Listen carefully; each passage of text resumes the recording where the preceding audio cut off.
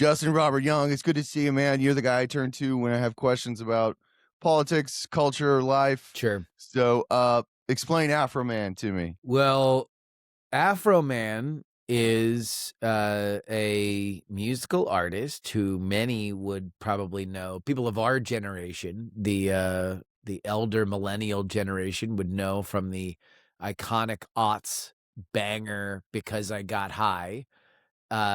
He also did a very well listened to album, at least in my circles. That "Because I Got High" was on, but you might have also heard Colt 45 and Two Zigzags or anything like that. Anyway, so he really had his heyday back in the 2000s. Obviously, we are 2 decades beyond that at this point.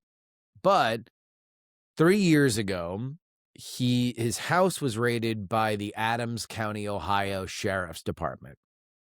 And AfroMan was very upset about this because the allegations were that he had kidnapping victims and he was dealing drugs. They really ransacked his house. They tore his safes out of his home. They broke down his doors and his gates, broke a bunch of glass, and then disconnected his surveillance system. So he has video of the encounter. And this is really important because what happens after that is that AfroMan starts making songs about this incident. And he starts putting it on TikTok, and it blows up on TikTok. It is, this very weird alchemy of like aughts nostalgia, which is big with a lot of the younger kids on TikTok, of remembering that bygone era.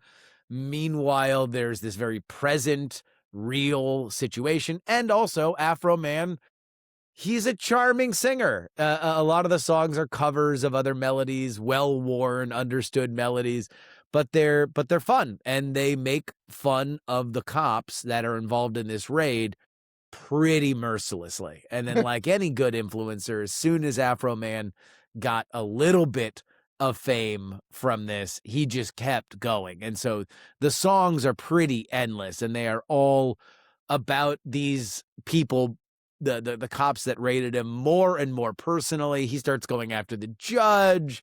There's just, it's an endless parade of mockery by AfroMan.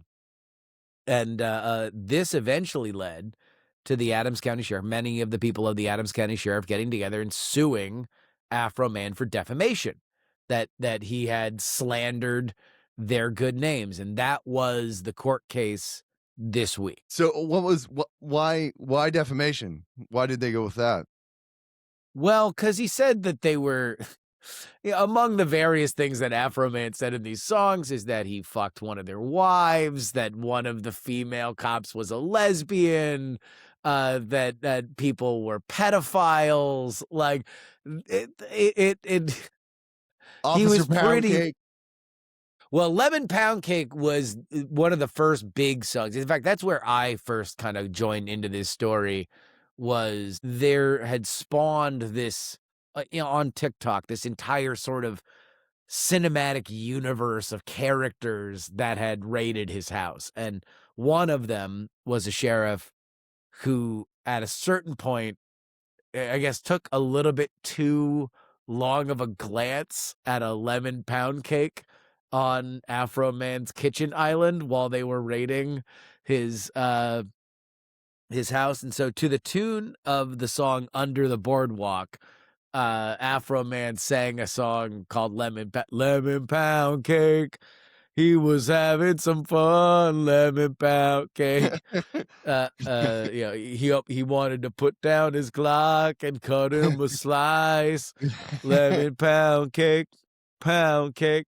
So yeah, they took him to court for defamation, and it went very badly for them, for the police officers. Not only did they have a terrible lawyer who did not prepare them for very basics of blocking and tackling that you need if you're going to sue for defamation.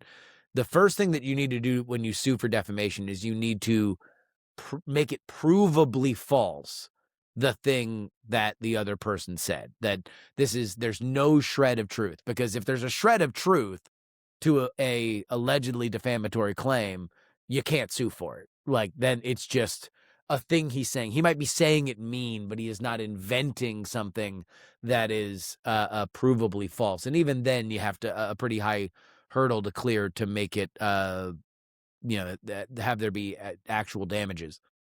But one of the cops there is asked, "Hey, did AfroMan really fuck your wife?" To which he says, "I don't know." When it's like, okay, well, then we don't have a case. Like, if you say that on the stand, you're done. You need to say, no, he didn't. He knew he didn't. He said it. And then you can enter into the realm of whether or not it's defamation. But if you can't even clear the idea that you know for a fact that AfroMan did not indeed have sex with your wife, then you really don't have any leg to stand. Anyway, it was just funny the way he said it too. He's like, "I don't know. I don't know anymore. Afro Man's so powerful now." Well, he was. I think he was confused. I don't think his lawyer prepared him particularly well. This is ironically for them, this defamation case has now made these songs more popular, given them another lease on Yeah. life. AfroMan is on CNN playing these songs as he's being interviewed. So it's like, if what they wanted was for this to go away or there to be some kind of consequences for AfroMan, but having really a career second act at their expense, and I don't think that there's any question that that's the case, then they've essentially done the exact opposite. We now know lick 'em low Lisa, who eats pussy like pizza, um, more so than we did before. Because there is now video of her crying on the stand while they're playing that He's just song vibing to the in front of song. her face. Yeah. Yeah.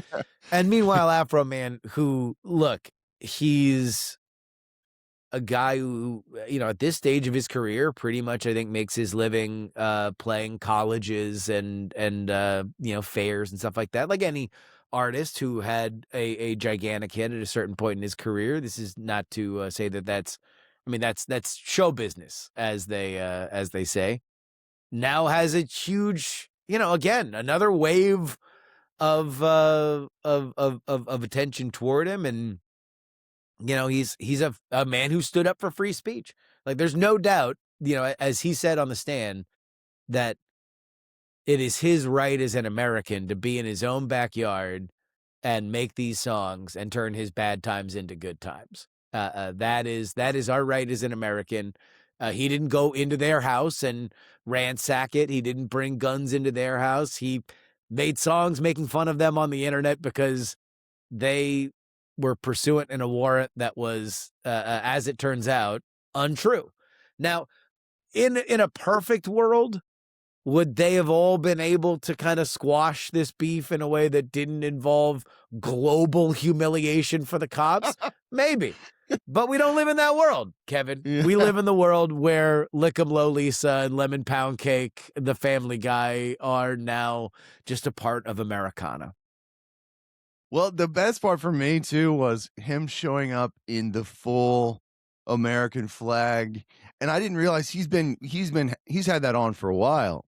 This is now, I think, his uniform, his like cartoon character uniform, because he showed up every day in that same suit. He made new music videos for this, by the way. Um, and he's in that for that. In all of his press interviews, he's wearing the American flag suit. So I think he's very much branding wise, which, look, he's AfroMan. He's a Yeah. man with he understands branding, okay? Uh, I think he is now leaning into this idea that he is a free speech warrior, which, by the way, has a rich, rich history, not only in music, but in rap music specifically. Need I remind folks, Luther Campbell, aka Luke Skywalker of Two Live Crew, went all the way to the Supreme Court to defend an obscenity charge for performing his songs live in Broward County, my home county in Florida, and now is running for that congressional seat in also covering Broward County. So rap music and the First Amendment very much in the news. That's awesome, man. So I also saw that AfroMan might be running for president in 28. He made overtures to that during 24 as well. I don't know. I feel like he'll just be playing libertarian conventions for the rest of his life. I think uh, look, Awesome. I don't know for sure whether or not his lawyer is a New Hampshire Free State libertarian lawyer. I'm just going to say that he looks exactly like everybody who would be a New Hampshire libertarian Free State lawyer. He is a large man with a ridiculous beard. I think he has found an audience of people that are very excited about curtailing the excesses of the police state. And we were texting each other yesterday that it's like you've had a lot of conversations about maybe district attorneys in big cities that haven't done their job, or city councils that have talked about defunding police departments, that we've been very kind of pro cop in this country. It felt good to get back to a little bit of 90s 2000s. Hey, maybe these pigs are going a little too far. Some NWA in there. Yeah, which by the way, it was cited in this case. NWA NWA was. is fuck the police. Yeah.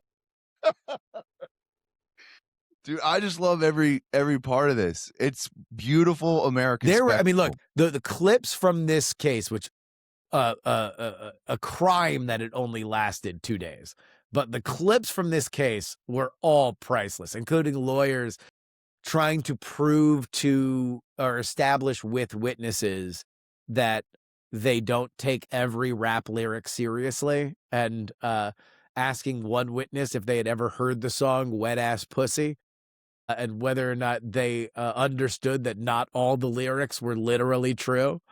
Uh, And it's then the Lil just an Wayne, Pussy amazing time. Monster. An amazing time in American culture. And considering everything that's going on, not only home but also abroad, a welcome respite. That's what really has stuck out to me. It's been an extremely bleak news cycle. The whole year has been pretty rough. Yeah, there's a lot going on. A lot going on, for sure. Well, thank you for explaining this, dude. Where can people find you? You can find me at the Politics podcast, or Justin R. Young anywhere on social media. Thanks, Justin. Thank you.